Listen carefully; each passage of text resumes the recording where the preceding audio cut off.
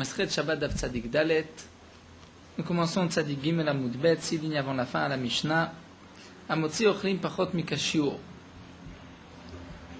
Donc le din d'un homme qui a sorti pendant Shabbat d'un domaine privé à un domaine public des aliments, s'il y a le volume, comme nous l'avons vu de Kegro Geret, le volume d'une figue sèche, il est chayav, il a transgressé Shabbat. S'il y a moins que ce volume, il n'a pas transgressé Shabbat. La Mishnah nous donne un chidouche, une nouveauté. Amotzi ochlim pachot mikashiur. Si un homme sort des aliments moins que la quantité, moins que le shiur, prenons par exemple des aliments kegro geret, bekeli, mais ces aliments se trouvent dans un keli, dans un ustensile. Patour, il est patour, pourquoi? Puisqu'il n'a pas sorti le shiur. Mais malgré tout, il a sorti un keli. Est-il chayav sur le keli ou pas? La Mishnah nous dit patour afala keli. Même sur le keli, il est patour. Pourquoi? Pourtant, il a sorti le keli. La Gemara répond chaque keli te fait l'alo. Étant donné que le keli n'est là que pour supporter, pour qu'il ait pu mettre dedans les fruits. Donc son intention, l'essentiel ici de cette otsa'a, ce sont ces aliments, ces fruits. Le keli n'est là que comme support, il est secondaire, donc il est patour à la kli, étant donné que sur les aliments, il n'y a pas le shiur. Un autre cas, nous dit la Mishnah, est achai bemita. Si un homme va sortir un vivant, bemita allongé sur un lit. Patour afalamita. Il est patour même sur le lit. Donc là, nous avons deux enseignements qui nous sont rapportés dans la Mishnah. Tout d'abord, que si je porte un homme, un vivant, je suis patour. Pourquoi? Comme nous allons le voir, il y a ce principe de achai noset atzmo. Le vivant se porte lui-même. Puisque le vivant se porte, on ne considère pas que c'est moi qui l'ai sorti d'un domaine à l'autre, bien que je l'ai porté dans les bras, par exemple. Achai noset atzmo, nous allons tout de suite développer cette notion. Et donc la Mishnah vient nous dire, si ce chai se trouve allongé sur un lit, puisqu'il n'y a pas de hotsa'a concernant ce chai, puisqu'il est vivant, eh bien tu es patour afalamita, même pour le lit.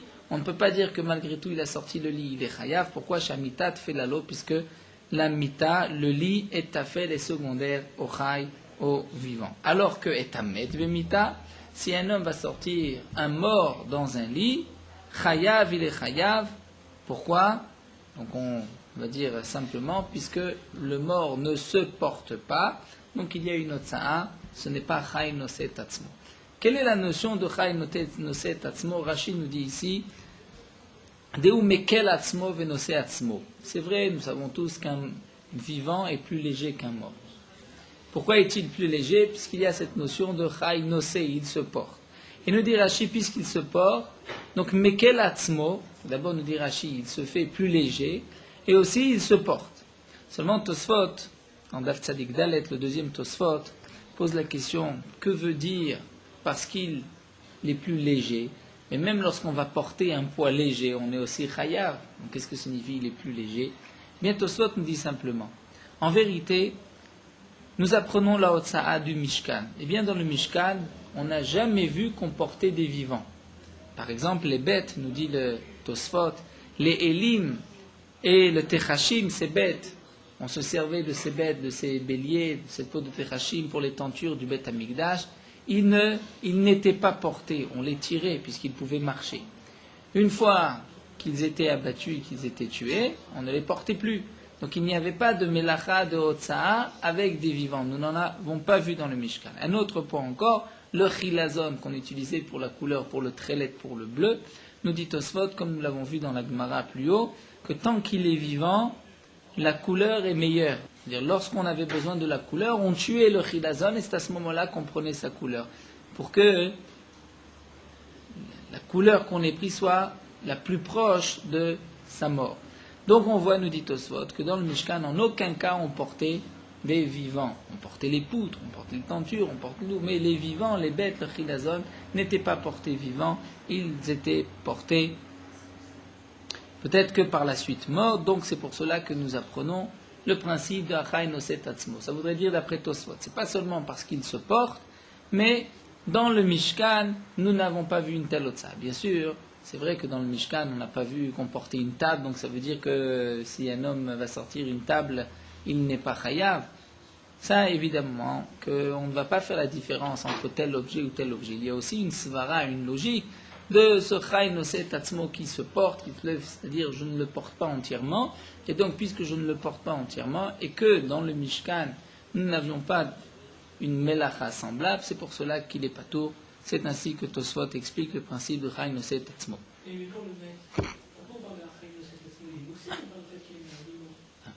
Mouktsé, c'est un issour des Rabbanan. Là, nous sommes dans les issourim de Horaïta. Et parfois, le mort, nous pouvons le déplacer, même lorsqu'il est mouktsé, lorsqu'on met un morceau de pain ou un enfant dessus et qu'on le déplace, mais ça, nous le verrons par la suite. Donc, nous continuons la Mishnah. Vechen kazaït minamet. Si un homme a déplacé kazaït, le volume d'une olive, minamet d'un mort. Nous savons que le volume, un kazaït minamet, peut communiquer l'impureté dans la même maison, tout ce qui se trouve dans la maison est impur.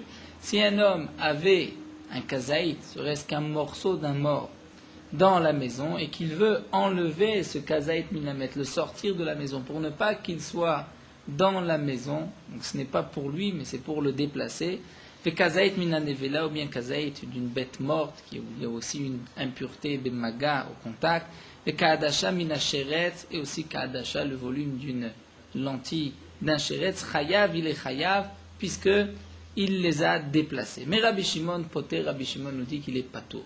Et ici, dans cette Mishnah, c'est la source de cette marloquette entre Rabbi Yehuda et Rabbi Shimon. Est-ce que melacha, shenat, sricha, legoufa, chayav ou pato? C'est-à-dire, toute melacha, en général, j'ai besoin de cette melacha. Prenons un exemple, comme Tosfot ici, il explique, en long et en large, on peut dire, concernant Rabbi Shimon, toutes les melachot, en général dans le Mishkan, c'était tzricha legoufa. Lorsqu'on fait un trou, nous avons vu par exemple déjà dans les prakim précédents, on peut analyser le trou de deux manières. Ou bien j'ai fait un trou, ou bien j'avais besoin de la terre, et donc j'ai creusé. Mais ce n'est pas que j'ai besoin d'un trou, j'ai besoin de la terre. Donc si un homme creuse, mais il n'a pas besoin du trou, il a besoin de la terre, c'est une melacha, il n'a pas besoin de la melacha du trou lui-même, il a besoin de la terre. Dans le Mishkan, lorsqu'on creusait, c'est parce qu'on avait besoin du trou. Ou encore, Tosfot nous donne des tas d'exemples dans le Mishkan, dans la melacha de Hotza, lorsqu'on sortait un objet, c'est parce qu'on avait besoin de cet objet ailleurs. Alors que les cas qui sont rapportés dans la Mishnah, lorsqu'un homme va enlever des impuretés de devant lui, kazaït minamet, kazaït minanevela, ce n'est pas qu'il a besoin du mort là-bas, c'est qu'il ne le veut pas ici. Donc il ne le sort pas pour l'avoir ailleurs, il le sort pour ne pas l'avoir devant lui. C'est ce qu'on appelle une melacha, shenatzra ligoufa, il n'a pas besoin de cette melacha. Et Tosfot nous donne encore des tas d'exemples pour expliquer Rabbi Shimon, prenons l'exemple de celui qui va chasser un serpent. Chasser, c'est une melacha, mais lorsque j'ai besoin du cerf, j'ai besoin de cet oiseau, mais le serpent, je n'ai pas besoin du serpent, je veux simplement que le serpent ne tourne pas dans la maison, ne tourne pas autour de lui, donc il va chasser le serpent, non pas parce qu'il veut le chasser, mais parce qu'il n'en veut pas, il ne veut pas le serpent devant lui, c'est une melacha shenatzra legoufa. Et donc l'auteur de la Mishnah, Rabbi Yehuda, pense que melacha shenatzra legoufa, chaya, une melacha, c'est-à-dire une melacha, un travail, shenatzra, je n'ai pas besoin du travail lui-même, mais on va dire, de la conséquence de ce travail. D'après Rabbi Yehuda, malgré tout, on est chayav, et Rabbi Shimon nous dit patour. D'après Rabbi Shimon, melacha shenatzra legoufa, il est patour. Nous verrons par la suite que même d'après Rabbi Shimon, c'est patour, aval assour, c'est interdit midé rabbanan. Donc nous allons expliquer cette Mishnah à travers donc, le daf de Gemara de ce soir. Tanou rabbanan, l'agma nous rapporte une braïta. Hamotzi ochlim kashiur. Si un homme sort des aliments kashiur comme la quantité, nous avons vu qu'egro geretim bekli. Si les aliments se trouvent dans un keli, chayav ala ochlim, on patour à la kli. Il est chayav pour les aliments qu'il a sortis, mais il est patour pour le keli, étant donné que le keli est, comme nous l'avons vu, secondaire, tafel aux aliments, donc l'essentiel c'est les aliments. Mais la Braïta nous dit, maya keli tsarichlo, mais si malgré tout il a aussi besoin du keli, il a besoin du keli ailleurs. Donc là, il a sorti les aliments parce qu'il en avait besoin ailleurs, il a sorti le keli et il a aussi besoin du keli, chayav ala fala keli, là aussi il est chayav. Là, il est chayav même sur le keli. Pourquoi? Puisqu'il a besoin aussi du keli. Et donc, la Gemara nous dit, Shma mina, on pourrait déduire de là, Nous avons vu que si un homme a sorti, donc en fin de compte, il a sorti deux objets. On va dire un keli et les aliments. Il a besoin des deux, donc il est chayav sur les deux. Mais pourtant, c'est la même melacha, dans le même oubli, alama echat. Comment se fait-il qu'il est chayav deux korbanot sur les ochlim et sur le keli? Dit la Gemara, ça voudrait dire que si un homme mange deux kazaït, de chelev, de graisse interdite, dans le même oubli, il est chayav d'apporter deux korbanot parce qu'il a mangé deux kazaït. Ça c'est étonnant. Au contraire, nous savons que comme c'est le même oubli, c'est comme si c'est la même avera, il n'apporte qu'un seul korban. La Gemara répond à Rav Sheshat, Achab Maeskinan Tirchat, ici on parle dans le cas, Kegon, commençons d'Afsadik, Dalet, Sheshagag, ala Ochlim, Bezid, ala Kli. En vérité, ici nous parlons d'un cas où le shogeg n'était que sur les Ochlim. C'est-à-dire, il a oublié, il pensait qu'il n'y avait pas d'interdiction de sortir l'aliment, le ochel, mais veizid à la kli, mais il savait que c'était interdit de sortir le keli. Donc, lorsque c'est marqué chayav à la kli, c'est pas chayav deux chataot, un pour le ochel et l'autre pour le keli, mais chayav un korban pour le ochli, mais chayav mita pour le kli, puisque ce sont deux, on va dire, onachim, mission réparation différentes, là c'est possible, même si c'est la même avera, mais étant donné qu'on regarde ici le khatat et la mita. Mais en aucun cas, il ne peut être chayav deux korban khatat, un khatat pour le ochlim et l'autre pour le keli.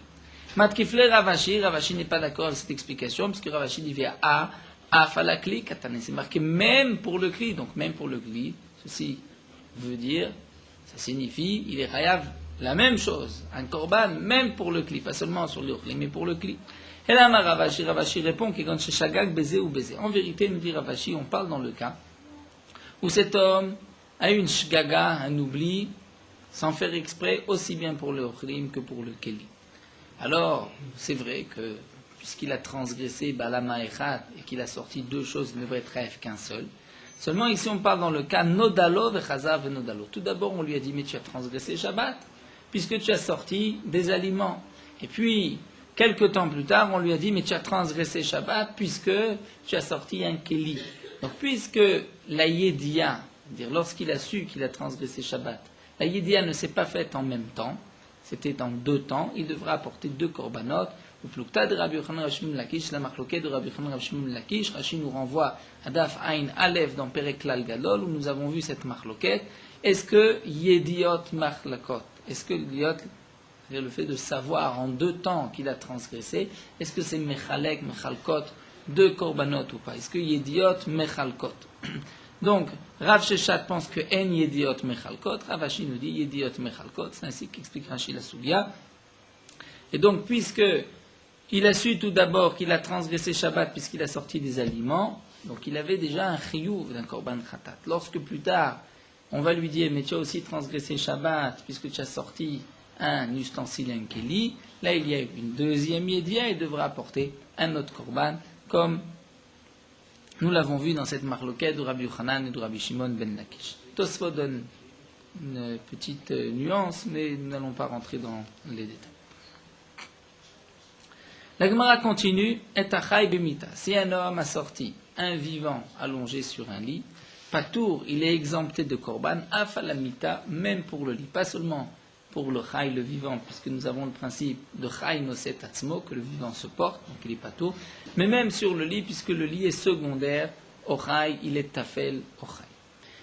Ce que nous avons vu, c'est concernant l'homme, et achai. Quel va être le din concernant les bêtes? La Gemara va nous l'expliquer. Les Mamatnitim, Rabbi Natani, tout d'abord la Gemara nous dit, on n'a qu'à dire que notre Mishnah c'est Rabbi Natan velo Rabbanan et non pas les Chachamim. D'Etania, nous avons une braïta.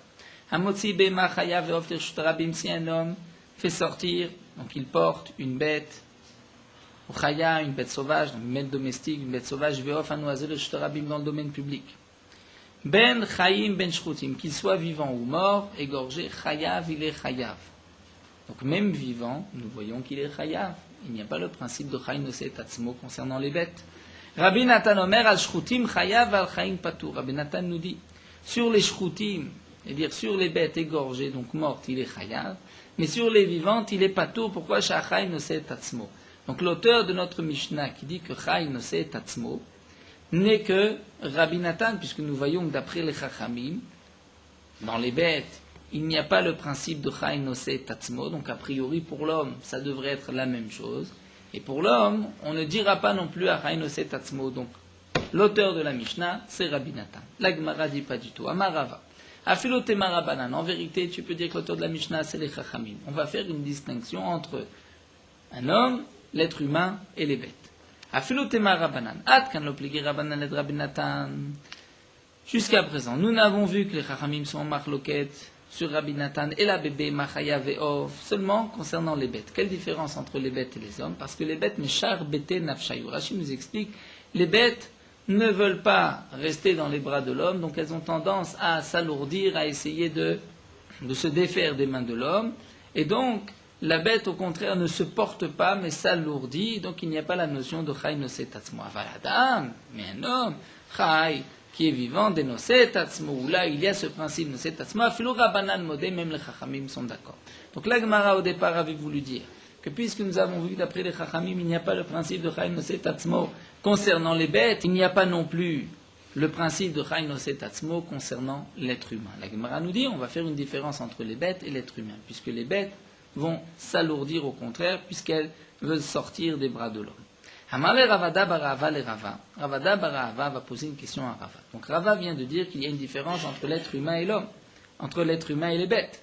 Ve'adetnan, et pourtant, demande Ravada Barava, nous avons une Mishnah où c'est marqué Ben Betera Matir Bessus. Ben Betera permet de vendre le cheval à un goy. Rashi nous explique qu'il y a une interdiction, comme la Gemara le dit dans Masret Avodazara, de vendre un cheval à un non-juif. Pourquoi?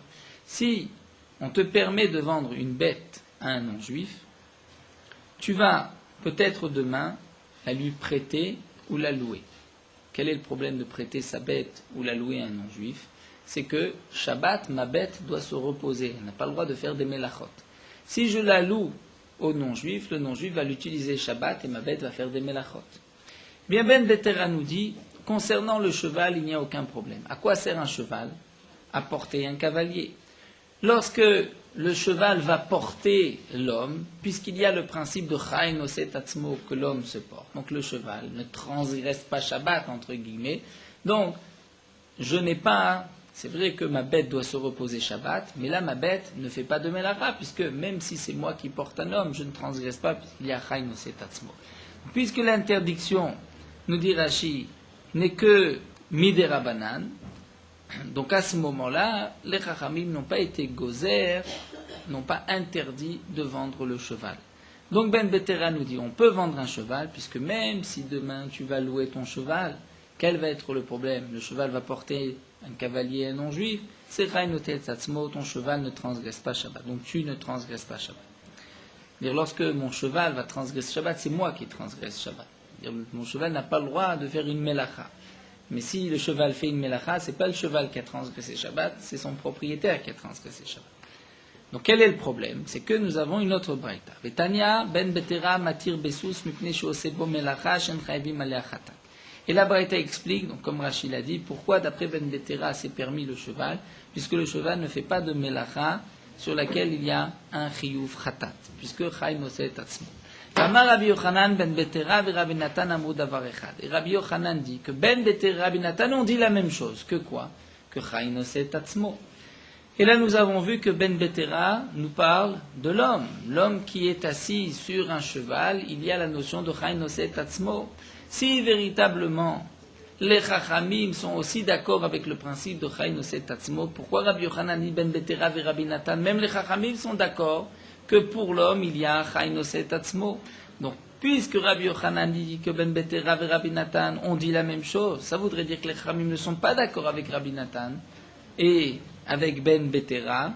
Donc, je peux déduire que d'après les Chachamim, même monter sur un cheval, c'est une melacha d'oraita, puisqu'il n'y a pas le principe de Chai Noseh Tatzmo. C'est ce que l'Agma nous dit. Vi amarta de l'opigi Rabbanal de Rabbi Nathan, si tu dis que les Chachamim ne sont en marloquette avec Rabbi Nathan la bébé Machaya Ve'ov seulement lorsqu'il s'agit d'une bête domestique, une bête sauvage ou un oiseau. Pourquoi Mishar Bete Nafshayu? Puisque d'après les Chachamim, les bêtes vont s'alourdir, c'est pour ça qu'il n'y a pas Chai Noseh Tatzmo. Mais concernant l'être humain, il y a aussi Chai Noseh Tatzmo d'après les Chachamim. Alors Maïre Ben Betera ve Rabbi Nathan. Pourquoi Tu nous dis Ben Betera ve Rabbi Natan, ve Amarta filu Rabbanan Modu. Tu as dit que même les Chachamim sont d'accord. Donc tu aurais pu dire Ben Betera et les Chachamim nous disent la même chose. Donc je peux déduire que les Chachamim, même concernant l'homme, n'ont pas cette notion de Chai Nosei Tatzmo. Alors la Gemara répond non. Qui a Rabbi Yochanan, en vérité, Rabbi Yochanan lui-même, qui a dit que Ben Betera pense comme Rabbi Natan, c'est que Rabbi Yochanan a compris que Ben Betera nous a permis de vendre un cheval à un non-juif, même si le cheval ne va pas porter un homme, mais va porter des oiseaux. Qui amar Rabbi Yochanan besous amiyuchad leofot, un cheval qui est destiné à porter des oiseaux. Donc d'après les Chachamim, leofot, il n'y a pas de Chai Nosei Tatzmo. Donc à ce moment-là, mon cheval va transgresser Shabbat. Donc Ben Betera qui m'a dit tu as le droit de vendre un cheval à un non-juif, sachant que le non-juif peut même l'utiliser, si je lui prête ou je lui loue ce cheval, il pourra l'utiliser pour porter des oiseaux. Si mon cheval porte des oiseaux, il n'y a pas de Chai Nosei Tatzmo. D'après les Chachamim. Il y a d'après Rabbi Natan. Donc Ben Betera qui a dit que même lorsqu'il porte des oiseaux, c'est Chai Nosei Tatzmo et donc j'ai le droit de le vendre, c'est que Ben Betera ne pense pas comme les Chachamim mais comme Rabbi Natan. Alors l'Agma demande Mi Kasu ou Samiyuchad Leofot, y a-t-il un cheval qui ne porte que les oiseaux? L'Agma répond Im. Ika Debe Vaïdan. Il y a les chevaux qui sont utilisés par les chasseurs. Rachid nous explique que les chasseurs ont un oiseau comme Netz, l'épervier, qui va attraper d'autres oiseaux. Donc l'oiseau, si on peut appeler, il y a un oiseau chasseur qui va aider le tzayad, le chasseur, à attraper d'autres oiseaux. Donc cet oiseau qui est utilisé par le chasseur va être porté par le cheval du chasseur. Et donc, nous avons un cas où le cheval va porter même un oiseau. Dans ce cas-là, la question se pose, y a-t-il Chai Nosei Tatzmo ou pas? Ben Betera nous dit que oui. Donc Rabbi Yochanan a dit, Ben Betera pense comme Rabbi Natan.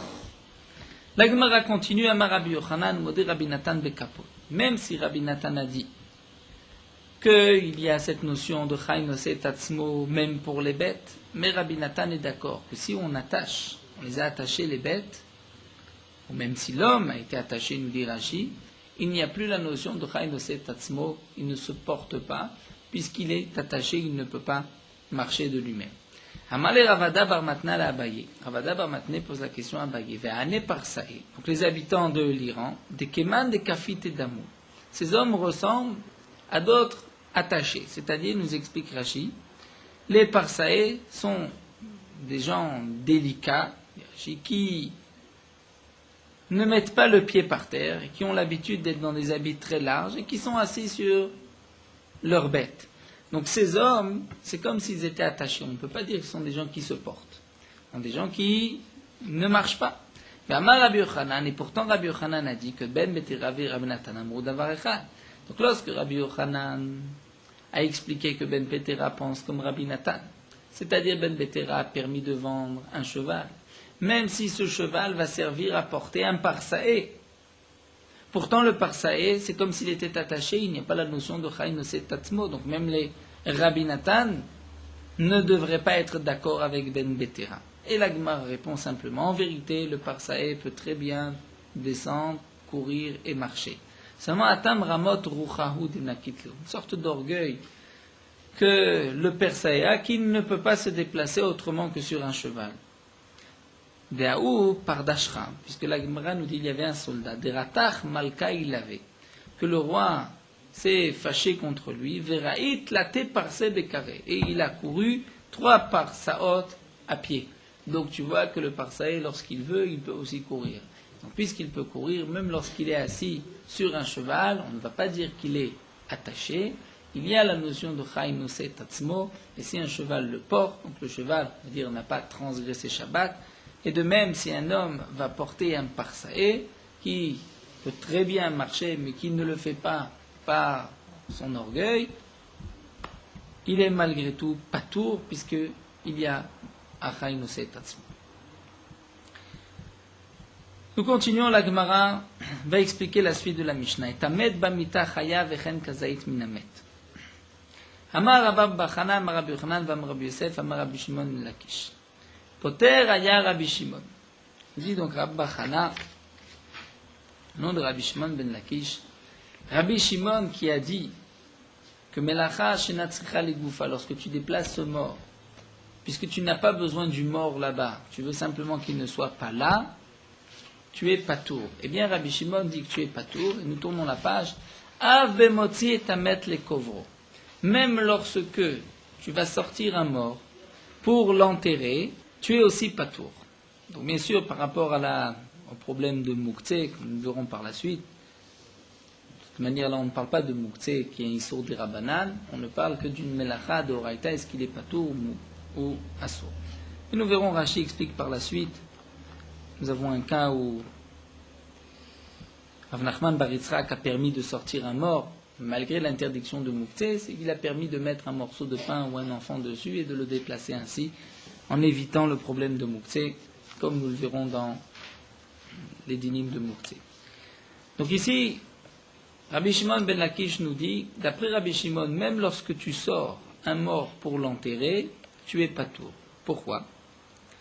Parce que ton intention, ce n'est pas que le mort soit là-bas, c'est simplement tu ne le veux pas devant toi.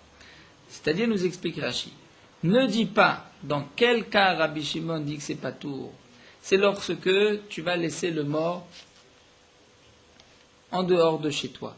Et il y a à ce moment-là, la Rashi nous précise, ni un tzorer, les goufos chez le motzi, velo le goufa chez l'otsa'a. Et d'après Rabbi Shimon, on peut avoir un cas où je n'ai aucun tzorer, et le mort n'a aucun tzorer. C'est-à-dire, le mort, je ne l'ai pas enterré, donc il reste là, lui, il n'a pas profité de cette otsa'a. Et moi, je n'ai pas profité de cette otsa'a, parce que je n'ai pas besoin du mort là-bas. Je veux simplement qu'il ne soit pas chez moi. Donc ça, c'est le cas tout simple, où c'est sûr que Rabbi Shimon va dire qu'il est patour. La Gemara vient rajouter, vient dire, même lorsque tu avais une kavana d'enterrer le mort, donc pour le mort, la Otsa'a lui a servi à quelque chose, puisqu'il va être enterré. Malgré tout, puisque pour toi, ton intention, c'était simplement de l'enlever de chez toi, ceci n'est pas considéré comme une Otsa'a. Amar Rava, Rava continue, nous dit, ou modé Rabbi Shimon, mais Rabbi Shimon est d'accord. Dans le cas, Bemar, mar comme une pioche, l'arporbo, que j'ai sorti pour creuser. Donc, puisque j'ai sorti pour creuser, là c'est une intention pour moi, j'ai besoin de cette pioche pour creuser ailleurs. Mais Sefer Torah l'ikrodbo, ou si je sors un Sefer Torah pour lire dedans, là Rabbi Shimon est d'accord des chayav qu'il est chayav. Pourquoi? Puisque ce n'est plus Melacha shenatzricha legoufa, tu as besoin de ce livre, de cette pioche ailleurs. La Gemara dit Pshita, c'est évident. Deihana même Melacha shenatzricha legoufahi, parce que si tu dis que ça ne s'appelle pas tzricha legoufa, ça s'appelle une Melacha shenatzricha legoufa, tu n'en as pas besoin. Alors nous dit la Gemara, et la Melacha shenatzricha legoufa de Rabbi Shimon echim eshkachat leo. Donc, quel est le cas de Melacha tzricha legoufa d'après Rabbi Shimon? La Gemara répond, la Gemara se défend et nous dit, Maod et Tema, j'aurais pu croire. En vérité, dans quel cas Rabbi Shimon nous dit que c'est chayav? J'aurais pu croire que d'après Rabbi Shimon, c'est lorsqu'il y a une utilisation et les goufos et les goufas. C'est-à-dire, j'ai une utilité de sortir cette pioche pour moi-même, parce que j'ai besoin de creuser avec, mais il y a aussi une utilité de sortir cette pioche pour la pioche elle-même. Par exemple, nous dit la Gemara, la sot lotas velarpor, pour arranger un bout de fer sur la pioche pour que je puisse creuser avec. Donc là, j'ai un tzorer d'arranger la pioche et j'ai aussi un tzorer d'utiliser la pioche. Moi encore, Sefer Torah le'agia velikrodbo. Un Sefer Torah que je dois d'abord arranger et ensuite lire dedans. Donc la Otsa'a, c'était pour le Sefer Torah lui-même et pour moi pour y lire dedans. Donc j'aurais pu croire que d'après Rabbi Shimon, le seul cas chayav, c'est lorsque toi-même tu as une utilisation de cet objet là-bas, prenons le cas du Sefer Torah, que tu vas le lire, tu vas lire dedans, dans cet endroit, mais aussi que tu vas arranger le Sefer Torah et qu'il y a une Otsa'a il y a un tzorer, une utilisation pour la Otsa'a elle-même. Donc la Gemara vient nous dire, Kamash Malan, que non. Que même dans le cas où, d'après Rabbi Shimon, il n'y a qu'une utilisation, une utilité pour toi, c'est que tu vas pouvoir lire le Sefer Torah ailleurs, ou tu vas pouvoir creuser avec cette pioche ailleurs, tu es chayav, ce n'est pas une melacha shenatzricha legoufa. Donc le seul cas, ce n'est pas une melacha tzricha legoufa. Donc le seul cas de melacha Chez Ena Tzricha Legoufa, d'après Rabbi Shimon, c'est lorsque moi-même je n'ai aucune utilité d'avoir cet objet ailleurs. Je veux simplement qu'il ne soit pas là. L'Agma nous raconte à Ushachva, il y avait un mort d'Ave Bedrokerat qui était dans la ville de Drokerat. Shari Rav Nachman bar Yitzhak l'a fouqué les carmélites. Rav Nachman bar Yitzhak a permis de le sortir de la maison et de le déposer dans une carmélite. La carmélite, c'est un domaine, comme nous l'avons vu déjà plusieurs fois, midérabana, donc l'interdiction de sortir le mort du domaine privé à la carmélite n'est qu'une interdiction midérabana, et Rav Nachman bar Yitzhak a permis. Pour quelle raison, nous dit Rashi, étant donné que le mort était ou bien mis dans un endroit il était posé dans un endroit qui n'était pas convenable, c'était un bisayon, une honte aux morts, ou bien qu'il y a eu un incendie, ou il était au soleil, il fallait le déplacer. Comment le déplacer puisqu'il y a l'interdiction de mouktsé? La Rashi nous dit avec un kikar, otinok, un morceau de pain ou un enfant. Donc Rav Nachman bar Yitzhak a permis de sortir un mort dans une carmélite. Amarle Rabbi Yochanan achwa de ma'berid Ravana, Rav Nachman bar Yitzhak. Rabbi Yochanan, le frère de Ma'berid Ravana, a dit à Rav Nachman bar Yitzhak Keman, comme Rabbi Shimon, dire tu as permis de sortir le mort parce que tu considères que c'est une melacha chez Natzcha Ligufat. Tu n'as pas besoin que le mort soit ailleurs, tu veux simplement qu'il ne soit pas là. Donc c'est pour cela que tu permets, puisque tu penses comme Rabbi Shimon que c'est patour. Alors il lui a dit, Imar de pata Rabbi Shimon mechiuv khatat, même si Rabbi Shimon a rendu patour, il t'a exempté d'un korban khatat, mais Isura de Rabbanan miyaika, il y a malgré tout une interdiction de Rabbanan. À Marley, il lui a dit à Elohim, et comme cela dit, maître du monde, comme la shon shvoa, un serment, da'el tabe'at, c'est-à-dire tu es rentré, tu as mis ta tête pour essayer de comprendre la raison de ça. Rabbi Yehuda, en vérité, lorsque j'ai dit qu'on peut sortir ce mort, c'est même d'après Rabbi Yehuda qui dit qu'une lachash natzcha legoufa, c'est assour et on est chayav, mais dans ce cas-là, j'ai permis, pourquoi? Demi kamina l'irshut rabim, les carmélites kamina. Je n'ai pas dit qu'on a le droit de le sortir dans un domaine public et donc de transgresser une interdiction minatora. J'ai permis de le sortir dans une carmélite, puisque ce n'est qu'une interdiction midirabanan, gadol kvod adriot shetochet lotase jibatora. Grand est l'honneur des Bériot, des êtres humains, chez Dochet, le Tassé, chez Torah, qui peut repousser même une interdiction de la Torah. Rachid nous dit l'interdiction de l'otassour, c'est-à-dire l'obligation d'écouter les Chachamim. Donc même si les Chachamim m'ont dit tu n'as pas le droit de sortir un objet dans une carmélite, là les Chachamim m'ont dit Shum Kvod Aberiot, puisque si le mort est là-bas, ce n'est pas son honneur, ou bien il risque de pourrir puisqu'il est au soleil, tu as le droit de transgresser, mais donc même d'après Rabbi Yehuda. Nous continuons avec un autre sujet, Tnan Atam. Aïman nous rapporte une Mishnah. Atolej Simane Touma. Nous avons l'interdiction d'enlever un bouton de lèpre. Nous avons aussi l'interdiction, comme nous allons le voir, d'enlever les poils qui se trouvent à l'intérieur d'un bouton de lèpre. Comme Rachid nous l'explique, lorsqu'il y a deux poils blancs dans une baérette, un bouton de lèpre, les deux poils blancs vont rendre impure la baérette. Si un homme enlève ces deux poils blancs, pour ainsi annuler le bouton de lèpre, ou bien irva à michia. Michia, c'est un bouton de lèpre de chair qui est vivante, irva, il l'a brûlé, et ainsi il a voulu annuler ce bouton de lèpre. Au verbe lotaase, il transgresse un lotaase, puisque la Torah interdit d'enlever un bouton de lèpre. Itmar, nous avons une memra, une machloket. Achat mishtaim chayav. Si un homme a enlevé, il y avait deux poils, il en a enlevé un des deux. Chayav, il est chayav. Pourquoi? Lorsqu'il y en a deux, le bouton de lèpre est impur. Lorsque tu en as enlevé un, il est pur, donc tu as transgressé l'interdiction de la Torah. Mais achat mishalosh. S'il y avait trois poils blancs, et que tu en as enlevé un, de toutes les manières, il en reste deux. Donc de toutes les manières, tu n'as pas enlevé la lèpre. Est-il chayav ou pas? Rav Nachman amar chayav, Rav Shat amar patur. Rav Nachman dit qu'il est chayav, Rav Shat dit qu'il est patur. Pourquoi?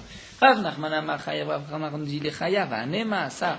Nachman dit ce que tu as fait, ça peut servir. Pourquoi? Parce que s'il y en a un autre qui tombe, qui s'en va, eh bien, la touma va disparaître. Donc on va dire, même lorsque tu as enlevé ce poil-là, c'est comme si tu as enlevé, dire non pas tout de suite, mais indirectement, le bouton de lèpre. Rav Sheshat amar patur, Ashtam yaït ale touma. Rav Sheshat me dit pour l'instant, l'impureté est toujours là, puisqu'il reste deux poils, donc tu n'as pas transgressé. Amar Rav Sheshat minala, Rav Sheshat dit, quelle est la preuve de ce que je dis? C'est de notre Mishnah que nous avons étudié. C'est marqué. Si un homme a sorti le volume d'une olive d'un mort, ou d'une nevela chayav, mais s'il a sorti la moitié du volume d'une olive, il n'est pas tout. Donc le volume d'une olive d'un mort ou d'une nevela ou kadasha minacheret, c'est un volume important. Pourquoi? Puisqu'il y a une impureté lorsqu'il y a un kazaïd ou lorsqu'il y a le volume d'une lentille d'un chéretz. Mais si tu vas sortir seulement la moitié de l'olive, là il est pas tour, puisqu'il n'y a plus le chiour important. Tania, pourtant nous avons une braïta qui dit chazi zaïd chayav, lorsqu'il n'y a que la moitié, tu as enlevé chazi, la moitié de zaïd chayav. Comment comprendre les deux braïtot? Maïlav, tania chayav, dafik chazi zaïd mikazaïd. Donc on n'a qu'à expliquer ainsi. Dans quel cas tu es chayav? C'est lorsque tu as enlevé un demi zaïd d'un kazaïd, c'est-à-dire auparavant tu avais un kazaïd. Donc il y avait une impureté dans la maison. Lorsque tu as enlevé un demi-kazaïd de ce kazaïd, donc là, tu as enlevé d'avar chachouv, puisque grâce à cela, tu as diminué, tu as enlevé l'impureté de la maison. Donc dans ce cas-là, tu es chayav. D'etnan patour, dans quel cas c'est patour? D'afik chatzi zaïd mi kazaïd ou merza. Lorsqu'il y avait plus, il y avait un kazaïd et demi, donc l'équivalent de 3 demi-kazetim, et que toi tu as enlevé un demi-kazaït, étant donné que de toutes les manières il reste un kazaït de Touma, donc ce que tu as enlevé n'a aucune signification, aucune importance, puisque le shiur de Touma est resté dans la maison. Donc tu vois que lorsque j'enlève 1 sur 3, puisqu'il reste encore l'impureté, il n'y a pas de chashivou d'importance. Rav Nachman répond, idé veidé chayav. En vérité, dans les deux cas, il est chayav, comme nous l'avons dit, même un poil sur 3, il est chayav. Vaditnan patour, dans quel cas il est patour? D'afik chatzi zaït mimed gadol, c'est lorsqu'il y avait tout un mort. Que là il a sorti un Khatsi Zaïd, là il est pas tour. Pourquoi? Puisque vraiment là, le Khatsi Kazaïd n'a aucune signification, puisqu'il y a plus que 2 demi-kazim, il y a plus qu'un Kazaïd. Et comme l'explique Tosfot au départ, lorsqu'on a dit un Kazaïd, une Kazaïd, c'est même de 2 ou 3 étimes. C'est-à-dire, lorsqu'on avait, comme on l'a dit, un poil sur 3, donc si tu l'enlèves, celui-ci, peut-être qu'en enlevant un autre, la tsarat va disparaître. Dire, tu vas annuler la tsarat. Mais si, par exemple, il y avait 5 poils et que tu en as enlevé un, là, c'est sûr que tu n'es pas chayav. Pourquoi? Puisque tu en as enlevé un et qu'il en reste 4, il reste encore le shiur de tsarat. C'est pas si maintenant j'en enlève un seul qu'il va disparaître. Donc, de même, nous dit Rav Nachman, dans le cas du mort, lorsque tu as sorti un demi-kazaïd d'un mort entier, puisque là, le khatzizaïd n'a aucune signification. C'est pour cela que tu es patour, puisque tu n'as pas sorti le shiur qu'on veut. Nous continuons avec la Mishnah suivante, un hôtel Sipornav Zobazo. Si un homme se coupe les ongles, mais Zobazo, par ses ongles, il coupe un ongle, il cède d'un ongle pour couper l'autre ongle. C'est-à-dire, normalement, on coupe les ongles avec un ciseau, avec un kéli, il les a coupés avec les doigts. Au Beshinav ou avec les dents, il s'est rongé les ongles Shabbat. Vechen Searo, ou bien un homme qui a arraché ses cheveux avec la main. Vechen Sefamo ou sa moustache. Vechen Zekano ou sa barbe. Vechen Agodelet. De même, une femme qui a arrangé ses cheveux, nous verrons par la suite exactement Godelet, c'est bonnet et une natte ou une forme sur ses cheveux. Vechen Akochelet. De même, une femme qui va se mettre du bleu dans les yeux. C'est une sorte de tzvi'a. Vechen Apokeset. Pokeset, Rachid nous explique, c'est une femme qui va démêler ses cheveux avec un peigne ou avec les mains, ou encore, nous dit Rachid, elle va mettre une sorte de pâte sur la figure, et lorsqu'elle va l'enlever, la chair, c'est-à-dire sa peau va rougir. Rabbi Eliezer mechayev, Rabbi Eliezer dit qu'il est chayav d'un korban khatat, dans tous les cas il a transgressé Shabbat, et c'est la même, c'est un, nous verrons, Toldad, Nav Melacha, et la Gemara expliquera quelle est la Melacha de chaque cas qui ont été rapportés. Les Chachamim disent qu'il n'y a qu'une interdiction midi rabanan mishum shvut. Comme nous allons le voir, la Gemara va bien sûr expliquer toute cette Mishnah. Amar Rabbi Eliezer nous dit, machloket beya, toute la machloket entre Rabbi Eliezer et les Chachamim. Est-ce qu'un homme qui se coupe les ongles est chayav Shabbat ou pas? Est-ce que c'est un issur minatora ou midi rabanan? C'est lorsqu'il se les coupe avec la main. Aval bekli, si un homme se coupe les ongles avec un cli, un ciseau, la chayav, c'est sûr qu'il est chayav, ceci fait partie de la melacha de gozez, c'est-à-dire comme tondre un mouton, lui enlever sa laine, enlever les ongles, se couper les ongles, c'est aussi melacha de gozez. La Gemara dit pshita, c'est évident que c'est là la machloket, puisque c'est marqué zobezo, zobezo, c'est-à-dire un ongle grâce à l'autre. La Gemara dit non, maodetema rabanan beklina me patri. Tu aurais pu dire qu'en vérité les chachamim pensent que même lorsque tu vas te couper les ongles avec un kéli, tu es patour. Pourquoi? Ça ne s'appelle pas gozès. Gozès, c'est seulement la bête. L'homme, il n'y a pas de gozès chez l'homme. Alors pourquoi la Mishnah nous dit zobazo? Pour te dire, t'apprendre la force de Rabbi Eliezer que dans ce cas-là, Rabbi Eliezer pense qu'il y a même un chiyuv minatora lorsque c'est avec les doigts. Donc Kamash Malan, vient ici Rabbi Eliezer te dire que toutes leurs marloquettes c'est beyad, clairement, mais bekli, même les chachamim sont d'accord qu'il est chayav. Amar Rabbi Eliezer continue, donne un autre point, une autre précision sur la marloquette. Marloquette le atzmo. Toute la marloquette entre Rabbi Eliezer et les chachamim, c'est seulement lorsqu'un homme se coupe ses propres ongles. Aval lechavero divra akol patour. Mais si un homme coupe les ongles de son ami, avec les mains bien sûr, patour, il est patour, même d'après Rabbi Eliezer. Pourquoi? Puisque nous explique Raji, on ne peut pas bien couper les ongles d'un autre sans ciseaux. Donc ceci n'est pas un Av Melacha. La Gemara dit Pshita, c'est aussi évident, parce que dans la Mishnah c'est marqué Tziporna. Quand est-ce que Rabbi Eliezer a dit qu'il est chayav? S'il coupe ses ongles. La Gemara dit aussi, Maodetema, j'aurais pu croire qu'en vérité Rabbi Eliezer le chaveronam mechayev. D'après Rabbi Eliezer, même si tu coupes les ongles de ton ami, tu es chayav. Fade katane Tziporna, pourquoi dans la Mishnah c'est marqué Tziporna? Le diacha kocho de Rabanan. Pour te dire que dans ce cas-là, les chachamim pensent qu'il n'y a pas d'issour de Oraita, il n'y a qu'un issour mi de Rabanan. Donc, Kamash Malan, mais en vérité, Rabbi Eliezer vient te dire que dans le cas où tu coupes les ongles d'un autre, là même Rabbi Eliezer est d'accord qu'il est patour, il n'y a qu'une interdiction mi de Rabanan. Vechen, c'est Aaron, nous a dit la Mishnah, de même, celui qui se coupe, c'est-à-dire qui s'arrache un cheveu avec la main, la barbe, c'est fameux. Donc là, on retrouve la même marloquette.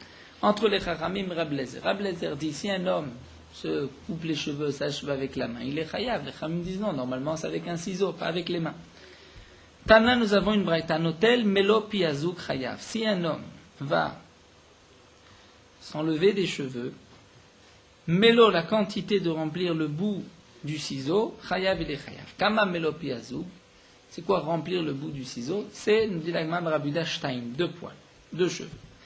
Ve'atania demande l'agma, pourtant c'est marqué dans une braïta, juste après, c'est marqué Ve'lakorcha Shtaim, l'interdiction de s'arracher les cheveux de la tête. La Torah dit l'otasimu kocha nechem, c'est aussi deux cheveux. Donc si la même Mishnah emploie une fois le terme de melopiazoug et ensuite shtaim, c'est que melopiazoug c'est pas shtaim. La Gemara dit non. Ima vechen le kocha shtaim. Tu dois dire dans la Mishnah vechen le kocha c'est 2. Donc pas seulement s'arracher les cheveux ou les poils, tu es chayav, mais même les kocha c'est à partir de 2. Tanya nameachi. Nous avons aussi une braïta qui dit anotel melopiazoug be Shabbat chayav. Si un homme s'enlève, se coupe piazoug, c'est-à-dire de quoi donc boucher le bout du ciseau, chayav kamam piazoug shtaim, c'est 2. Rabbi Eliezer omer achat, Rabbi Eliezer dit, même si ce n'est qu'un seul cheveu, il est chayav. Donc leur marloquette ici, d'après Rabbi Eliezer, de toutes les manières, même avec la main, il est chayav, d'après les chachamim, c'est seulement avec un kéli. Au modim chachamim de Rabbi Eliezer, l'agma continue de dire bien que l'interdiction Shabbat, c'est de couper 2 cheveux, mais ça c'est concernant les cheveux noirs, par exemple. Mais si un homme, mais la quête levanot mitor shchorot, il s'enlève les cheveux blancs de ses cheveux noirs, pour paraître plus jeune, nous dit Rashi, afilu achat chayav. Là, tout le monde est d'accord que même lorsqu'il s'enlève un seul cheveu, il est chayav, et davar ze'av bechol asur, et même chol, c'est interdit. Pourquoi c'est interdit en jour de semaine? Mishum sheneimar lo yilbash gever simlat isha. Nous avons l'interdiction de s'habiller comme une femme, de mettre un habit de femme, et aussi de s'arranger comme une femme. Et l'habitude des femmes, lorsqu'elles ont un cheveu blanc, c'est de se l'enlever. Un homme n'a pas le droit de s'enlever un cheveu blanc. Ceci fait partie des tikkuné nashim. Tanya l'agma continue de dire, Rabbi Shimon Lazar Omer, tziporen shel piresh ruba. Rabbi Shimon Lazar nous dit, un ongle qui, la majorité de l'ongle, c'est détaché, les tzitzin chez Parchou Rouban, ou bien les petites peaux autour du doigt qui sont aussi détachées, mais la majorité de la peau qui pend. Beyad mutar, tu as le droit de l'enlever avec la main, mais bekli chayav avec un ciseau c'est interdit, et il y a un chiyuv khatat, donc c'est une interdiction minatora. L'agma demande comment est-ce possible. Mikamide de bekli chayav khatat beyad mutar le khatrila, si bekli c'est interdit minatora, donc les chachamim auraient dû interdire au moins avec la main. L'agma répond à Chikama. Voici ce que la Braïta a voulu dire. Pirchur uvan beyad muta bekli patour. Dans le cas où ils se sont détachés en majorité. Donc, avec la main, c'est permis. Avec un keli, c'est patour avalassour, c'est une interdiction midérabanan. Donc, c'est pour cela que, avec la main, c'est permis. Maintenant, l'opirchuruban, lorsque l'ongle ne s'est pas détaché en majorité, la beyat patour avalassour, c'est malgré tout interdit midérabanan, bekli chayaf khatat. Et Amar Rabbi Yehuda dit Alakha ki Rabbi Shimon ben Elazar, la Alakha est comme Rabbi Shimon ben Elazar. Amar Rabbi Bachanan, Rabbi Yochanan, vous chez Pirshu klapé ma'ala metzarot oto. Mais nous dit Rabbi Yochanan, dans quel cas on te permet de le couper avec la main, et on dit que ce n'est pas interdit, c'est dans le cas où l'ongle s'est détaché vers le haut, Rachid nous dit vers le haut, c'est vers le bout des ongles, metzarot oto, et que les ongles lui font mal, ou les peaux lui font mal. Dans ce cas-là, les Khamim t'ont permis d'arracher, le couper avec les mains. Tosfot a une autre explication, que la Ma'ala, c'est plutôt vers le corps de l'homme. Donc juste cette marloquette, que signifie toujours les Ma'ala, est-ce que c'est vers le corps ou vers l'extérieur, le bout des ongles. Alors, nous allons nous arrêter ici, nous reprendrons la suite de la Mishnah, Godelet pour Keset, des interdictions, d'après Ablezer du Chlouv Khatat et des Khamim Midrabanan.